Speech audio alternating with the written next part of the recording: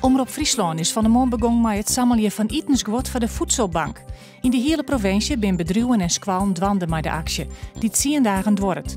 Er is een boodschappenbriefje met houdbare producten maken, die kan kocht en inleveren worden bij verschillende Friese supermerken. In Drachten ben van de maand de eerste nieuwe politieuniformen uitdeeld. 30.000 politiemensen, waarvan 4.000 in het noorden, krijgen ze een pak. Het nieuwe pak bestaat uit stevige squan, een donkerblauwe polo, een sterke broek, jas en cap.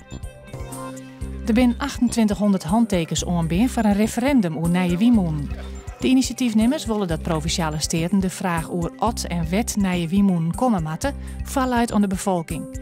Deputaire Konst is net voor een referendum, omdat dat een soort vertraging opsmiet. Deputaire De Vries krijgt van de medie de petitie Jou het Friesk de Romte onbeen.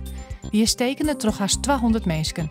Zij bent in de voorstelde staveringsveroorings voor de Frieske taal. Provinciale steden praten er waasje over. Het is joen en vannacht krek Bob het vriespunt, zo nou en dan een bui. Kans op froostende groen en glade dieken. Morgen droeg maar een protte zinnen, het wordt 5 graden.